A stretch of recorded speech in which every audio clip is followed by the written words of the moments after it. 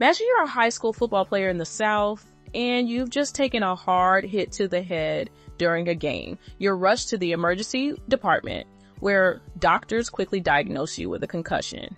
But have you ever wondered why you might be more likely to get a concussion diagnosis in the South compared to other parts of the country?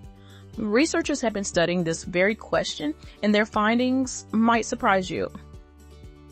A recent study analyzed a public database of emergency department visits from 2010 to 2018, focusing on both sport-related and non-sport-related concussions.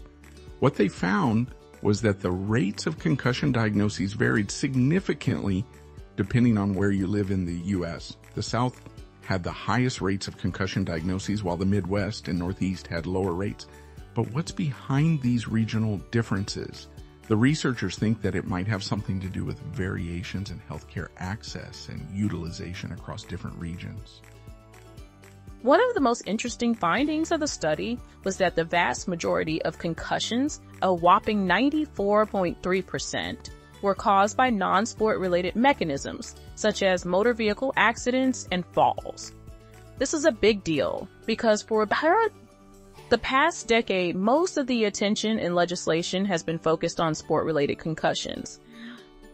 But the study suggests that we need to start paying more attention to these non-sport related concussions too.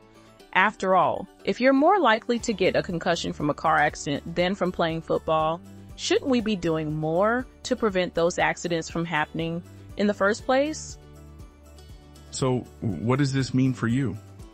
If you live in the South, you might want to be more aware of the risks of concussion, especially if you're involved in sports or other activities that put you at risk for head injuries.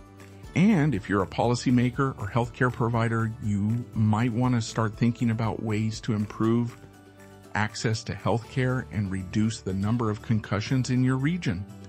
The researchers are calling for more policy attention to be focused on preventing and treating non-sport related concussions. And it's hard to argue with that. The study looked at over 1.1 million emergency department visits, which translates to more than 7 million visits nationwide. That's a lot of people, and it highlights just how common concussions are. But by understanding more about the regional variations in concussion diagnoses, we can start to get a better sense of how to prevent and treat these injuries. And who knows, you might just learn something that saves your head, literally, someday. In conclusion, concussions are a serious issue that affects people all over the U.S., but by understanding more about the regional variations in concussion diagnoses, we can start to get a better sense of how to prevent and treat these injuries.